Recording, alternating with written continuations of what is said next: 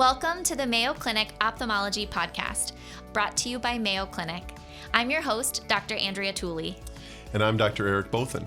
We're here to bring you the latest and greatest in ophthalmology, medicine, and more. Today we get to chat with Dr. Jacqueline O'Banion, a world leader in global ophthalmology. We learn about global ophthalmology fellowships, what it means to dedicate a career to global work, and the future of our profession around the world. Dr. Jacqueline O'Banion is an associate professor of ophthalmology and comprehensive ophthalmologist at Emory University. She is a leader in public health and global ophthalmology, having completed a global ophthalmology fellowship and a master's of public health at the London School of Hygiene and Tropical Medicine. She serves as the director of the Emory Eye Service Global Ophthalmology Program and is highly involved in global ophthalmology for the American Academy of Ophthalmology. Welcome, Dr. O'Banion. Welcome. Thank you. Thank you. I'm excited to meet you all, or virtually talk with you guys. Well, and we are excited. We've been doing podcasts now for some time, and we're getting better and better at these virtual options. So to capture your expertise, wisdom, and presence with us, even though it's virtually, we're excited about how this is working out. And so thank you for joining us. Yeah, thank you so much. We're excited for your expertise. We've done a few kind of global-oriented podcasts, and I know there's a huge interest in the global space, service, outreach, and you're such an expert. So could you start us off and just tell us your career journey? I think it's all very unique, how you got to where you are today and what you're doing today. Sure, yeah. I was always, I think, looking back, most of kind of the why I'm where I am now has to do a lot with my upbringing. So I grew up in Texas. I did a lot of work as an interpreter in free clinics throughout the state, or in Dallas. And I did, trips to the border and things like that. And I just knew that international health was what I wanted to do. I wanted to have a role of service and fill a gap that I was seeing that was existing for those that were coming into the US or those outside the US. So I went to med school full on expecting that I was going to do infectious disease or emergency medicine or something along those lines, because I thought that's what you had to do to be involved in global health. And I fell in love with everything in med school. I liked surgery. I liked medicine. I feel like that's a lot of ways that people find their path to ophthalmology. I actually went to medical school and said I would do anything but ophthalmology because my aunt is an ophthalmologist and my grandfather was an ophthalmologist, and they're the only doctors in all of my family. So I was going to do anything but that. I did a rotation in ophtho at the end of my third year, just as a tip to them, just I'll see what it is that you do, but I'm not doing this. And it ticked all the boxes. And my grandfather at the time, he passed away before my third year, but he used to tell me when I was saying I wanted to do infectious disease or something like that with global health, he was like, well, there's Orbis and there's Mercy Ships and there's these organizations, so you can still do that. But of course, I was a stubborn, obstinate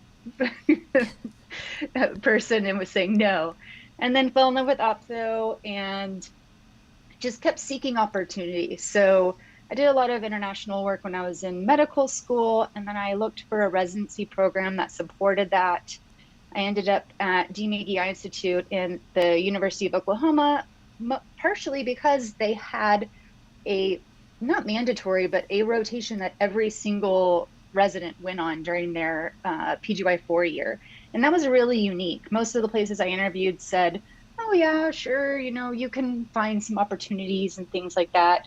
And even during residency, I, went on trips to Peru with one of the alumni from OU and just kept seeking opportunities. And I think having trained in a place that already understood the importance of global health and those experiences enabled me to get that traction. So I had mentors that really helped to fine-tune that interest and understand what it really meant. And we put together a fellowship together, and I had to come up with the objectives and how I was going to meet those objectives and present it to the GME office and to our chair and get, their buy-in and approval, and actually tell them how I was going to fund it and everything. So it wasn't, a handed to me opportunity. It was something I had to really think about and create. And from there, it's just kind of built. So I feel like I just kind of babbled there, but no, it's wonderful. It is. I think, in particular, a lot of people do short-term mission trips or service trips or whatever they want to call them. But for the reason we're really excited about your presence with us is this track record you have. First of all, I didn't realize it was carving one out for yourself, but then using that as a foundation now to help residents have similar educational experiences. Share with me a little bit, or both of us, about what as you carve this out for yourself, what did an International Ophthalmology Year mean for you then? Because I want to get into what it means at your program now. How would it be structured? So share with us, what did you put together in that year after your residency? Yeah, so one of my mentors, Lloyd Hildebrand, he really encouraged me to ask people that were already doing the work. And he connected me with various, faculty from across the globe. And I just called them and had phone calls with them. And I talked with Jeff Tabin. I talked with Claire Gilbert. I talked with Graham Quinn. I talked with people from various, views to say, if you could have training to learn what you now know, what do you think that you should have? What are the skill sets? What are those intangible learning opportunities that you wish you would have had, or that you did have that really formulated where you are now? And so I think that was extremely helpful. Also, going to London and learning from the people that write the WHO reports, that do all of the kind of pinnacle of all the research, especially within global ophthalmology or international ophthalmology, or as it used to be called there, community eye health. I think that was a huge turning point for me. And it also very much shifted my mindset from that idea that you talked about of the short-term mission, that global health is much more than that. It's not a 1-week trip. It can be, but there's good ways and not so good ways to participate in those opportunities. And so that really started to shift my mindset and make me realize how much of our resident education lacks that. It's not saying that there's anything wrong with our education, it's there for a reason, but we are taught to look at that one person in front of us and do everything we can for that one person. But when you're looking at populations, that might not be the answer. And so it really was a big mind shift for me on how to treat patients and educate patients and think more broadly, and how to have an impact at the population level more so than at the individual level. That's so interesting. I'm curious, Jacqueline, when you have a resident who's interested in global work, how do you know when it's appropriate to do a global fellowship, and you think, no, the education you want, really you need to do a fellowship, versus I'm the kind of person who wants to do a couple weeks a year doing a service trip where I form lasting relationships that go back to the same place every year. Like it's still a great trip, but maybe you don't need to do a fellowship for that. Like what's the difference, and what do you get out of a fellowship that sets it apart? I think it's a difference in participation versus developing or leading. So if you want to be somebody that is developing those partnerships, that is developing programs, working on grants and funding and research, then I think it's very important to do a fellowship. If you are someone that wants to participate and learn the skills, that's where having a distinction track or a residency track where you're getting some foundational knowledge, where you can recognize who are good partners, who are bad partners, what kind of impact do I want to have, And the other thing that I really stress with our residents is that so much of what we do here locally is global health work too, especially in low resource settings, county hospitals, our residency programs. I mean, the patients that we're working with is most often in teaching hospitals, the underinsured or uninsured. And so there's so many more ways to do it, but I find that giving that foundational knowledge helps to do it more responsibly, and also to kind of foster that ethical, more responsible approach, and just thinking about it. When you're in your private practice, it's learning to think of the patient and understanding the challenges that they have to get there, that maybe not everyone can afford the new medications, and finding patient assistance programs and just learning how to utilize resources. I greatly appreciate you describing it that way. We recently interviewed one of our colleagues, Ashley Bernheisel, and she very much shared similar appreciations that this is about a different mindset, not going in and doing the number, how many cases can I do, but it's more of developing long-term partnerships with appreciating the cultural, financial, disease, all the different aspects of care, and developing an appreciation for best impact based on the need and not based on what your surgical skill might be able to provide. And it just is that, kind of a really a different mindset of what can I bring to the table to help the situation, not what can I get out of the situation. And I think that was well said. I think a lot of people historically have felt global ophthalmology is, I'm going to learn to do M6, or I'm going to learn to do sutureless cataract surgery really well and fast, and that'll make me a very big contributor. But I've been struck by how many people in even non-cataract specialties are doing global ophthalmology fellowships because of what you just shared, that this is not about cataract surgery only doing it novelty ways, but it's about approaching care situations in a growingly open eyes, research-wise, financially cost-effective way, partnering to figure out how to improve health and ocular and care for ocular conditions around the world in whatever specialty. So can I ask you, in your awareness in your program, what percentage of people are anterior segment surgeons doing global ophthalmology? Because I've appreciated it's not all of them anymore.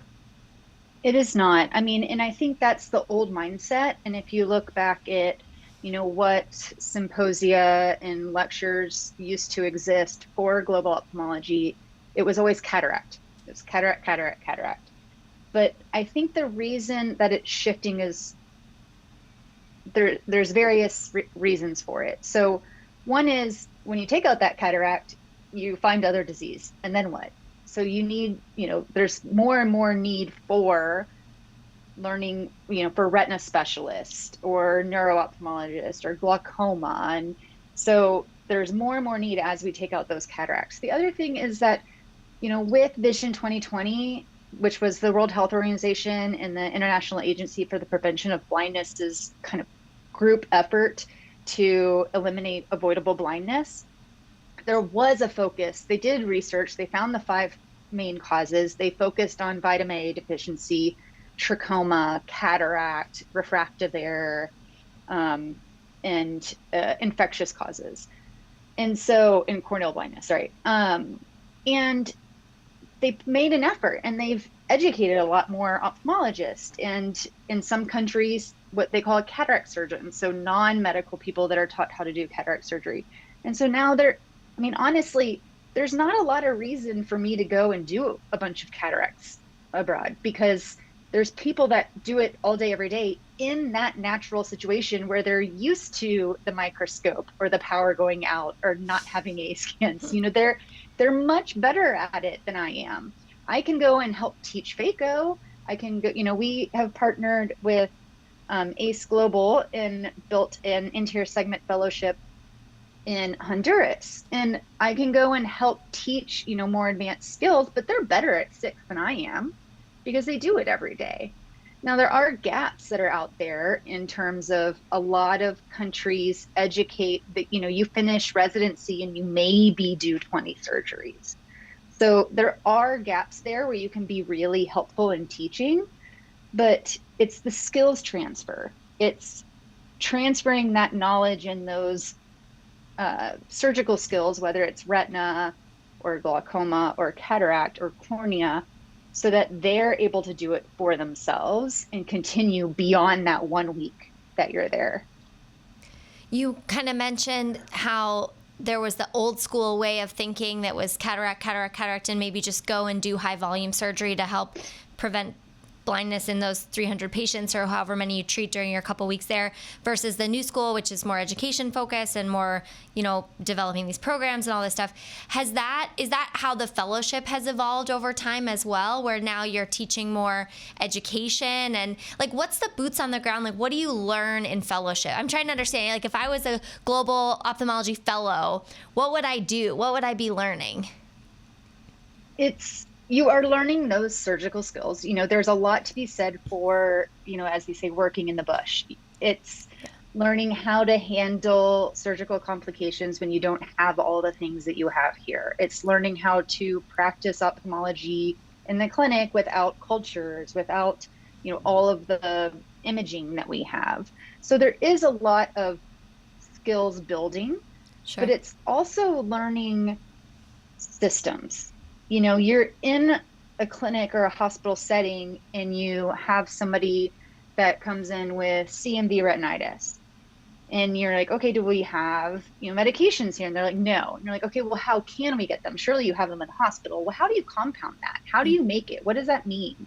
How do you work with the pharmacist? How do you work with the Ministry of Health to get medications into the country? What are some alternatives? It's a lot of learning about the entire health system, the economics behind it, the capacity building of training nurses, training, the ophthalmologist can't necessarily see all the patients and do all the surgeries. So how do you train others to go out and screen? And what are they screening for? Where do you learn to set that bar of who to refer in and who to say, I'm sorry, we don't have anything that we can help you with right now. It's looking at that bigger picture and learning how to work within health systems. So I think it's very kind of split. It's learning the practical skills of practicing and operating in low resource settings, but it's also learning the health systems building blocks and how those work together and what you can do to have a greater impact. It's also learning just global health in general and efficient use of resources and cultural competence and ethics in, high risk or vulnerable populations. Sure. And you can apply those skills that you learn in one situation to lots of different situations. That makes sense. Wow. All right, I'm going to sign up. I'm ready. Here at Mayo, we've certainly tried to facilitate international experiences for those interested residents, and then a lot of creative opportunities or avenues or partnerships we have. But share with us, just in your view of programs that have an official global ophthalmology fellowship, how much is it? Most of them are a year, my understanding. Is that okay? And in the year, how much of that year will be spent at their home institution preparing to launch? And then when they launch, are most of them constructed to be located at 2 sites, 3 sites, rotating over the year? Or are some of them, you're going to go to this location in Nepal and stay the entire year? I mean, what's your perception about the landscape of the schedule for most global ophthalmology program fellowships? I think you've been reading Ashley's paper. So she and I have been working on this, and she has a manuscript that she's putting together now talking about this exactly. So it's very varied. So in the beginning, because of the funding mechanism, our fellows were full-time in Ethiopia. But we found for a few reasons that there was a barrier there. Not everybody wants to do that. And as more fellowships came into the field, we needed to standardize things and create one match day and participate in the SF match rather than having things be rolling and staggered. But most of the fellowships, I think from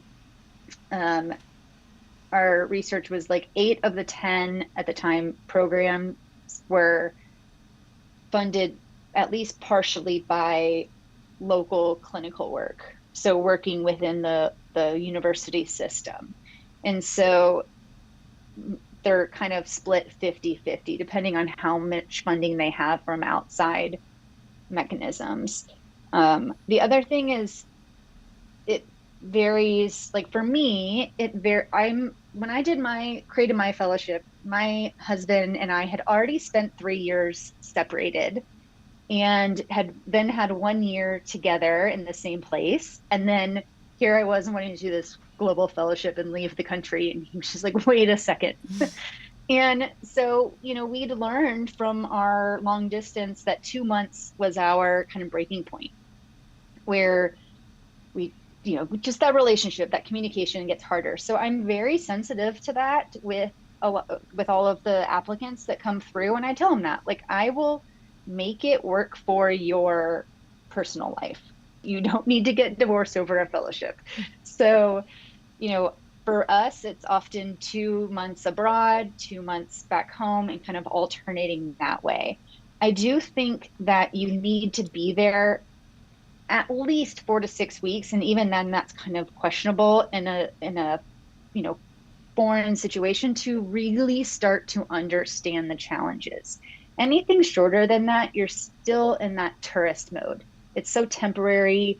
You're not learning how to go to the grocery store, how to, work on your own in the clinic setting a lot of times. So I think the longer you can be in a situation, the better.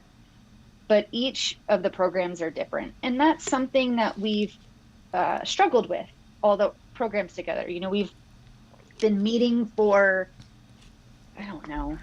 7 or 8 years.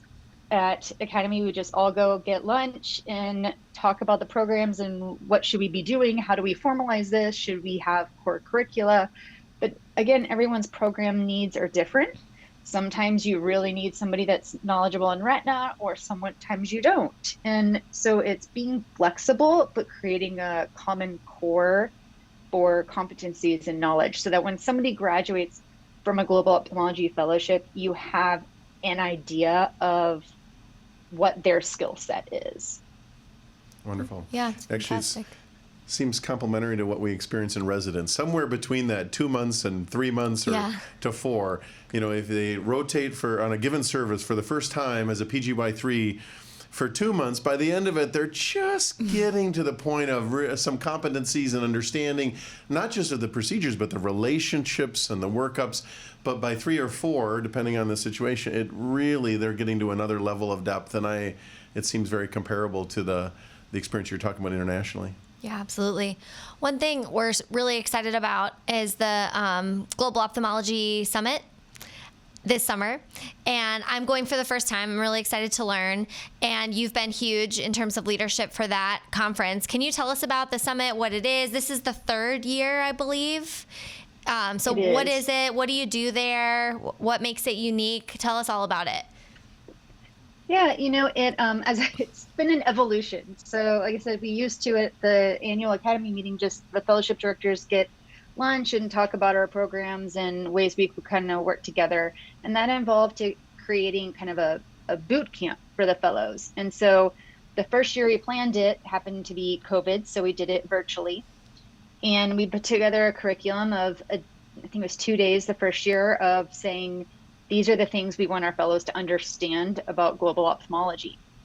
And then we did it in person the next year in Park City. And we all had so much fun together, not just the fellows, but the program directors and the other faculty we brought in, just learning from each other, finding ways to work with each other, building off of what each other has built and are looking to do. And we thought, wouldn't this be great if we could bring others in and kind of grow it from there? And we were lucky that the Academy had one of the first academic global ophthalmology symposia And I guess that was 2021, 22. And it was so popular, we had to move rooms in the middle of the session. And so it kind of gave us that confidence to say, I think there's an appetite for this. I think people might come. And so we started planning it in 2022, and it was way more successful than we thought. We had, I think, almost 200 people that first year. And then the following year, this last year, it was here in Atlanta. And, you know, it's very much what we're trying to, all of global health is breaking down these silos. It's learning how to work within systems and between systems. So you have to learn how to work with a nonprofit. You have to learn how to work with the academic center, the government, all these things. So what we were really working and trying to cultivate was a community of openness, open communication, and open collaboration, and break down those silos that exist in all of medicine, but especially in global health. And we wanted to also break down the silos of, you know, ASCRS had an international day, Retina, ARS has an international day, and all these different organizations, but no one's learning and talking to each other. So no one is, you know, from diabetic retinopathy, learning from how we're screening for cataract surgery and that sort of thing. So the whole idea was to bring everyone together. And it's been so much fun. It's just a great community. It's a small community, and so you really get to know each other. I think the residents and med students that come really enjoy it because they get to meet, you know, the experts in the field, because it's, again, a small community, so you sit with them at lunch. And it's been a great way to learn from the people making the policy as well as the boots on the ground that are implementing it. And so it's a very diverse curriculum with a lot of opportunity for involvement. Amazing. I think I'll be internationally at the time, but I will say makes me all the more sad. I'm going to miss it. Yeah, I'm so excited I'm to glad go. you're able to go. We've had some residents attend, and they say it's just incredible, and I want to see it for myself. So I'm excited to go and learn, because it's a completely foreign situation for me. So it's going to be great. But thank you for all your work. It's really amazing, I Jacqueline. have one more question for our listeners, because we do appreciate there are a lot of individuals that are comprehensive ophthalmologists that tune into the podcast that are just in private practice as a comprehensive ophthalmologist. Is this meeting in Portland, the Global Ophthalmology Summit, is it primarily geared to, and I know the answer, but I want you to share, geared to individuals that are involved in program development or going in these fellowships and or invested in these, or is there a program or a part of the meeting or a majority of the meeting that is really conducive for someone to say, it's been too long, I've said I've wanted to do international trips and serve in a different way, and I don't know how to make that step. Share with us what would be your advertising plug for that latter voice? I think it's absolutely for that group. So we really try to give, again, that bigger picture, just so you know what it is you're a part of when you're that one individual, but also the access points. So we do skills labs so that you can learn how to do extra caps or small incision cataract surgery. We also have kind of a speed dating or a network event with all the NGOs so that you can meet these different organizations, find out where they're working, what they're looking for, and partner with them. There were a lot of people last year that I know of that are private practice here in the Atlanta area, and they made connections with different nonprofits and are now going on trips with them. And again, it's working within that larger system and partnering with, the local institutions abroad. So I think it's a really good place to make those connections and find those access points that can seem very daunting when you're sitting on your own in your own practice and you don't have necessarily those doors open to you. Right. Well said. Thank you. Yeah, that's a huge challenge and really exciting that those resources exist. So thank you so much for your work. Thank you for explaining and breaking down global ophthalmology to us. You're such a leader, Jacqueline. It's great to see you. Great to chat with you. Thank you for being here. Thank you for what you're Thank doing. you so much. Thanks. We'll talk soon. Bye. Okay. Take care. Bye. You can find all episodes of the Mayo Clinic Ophthalmology Podcast on our website.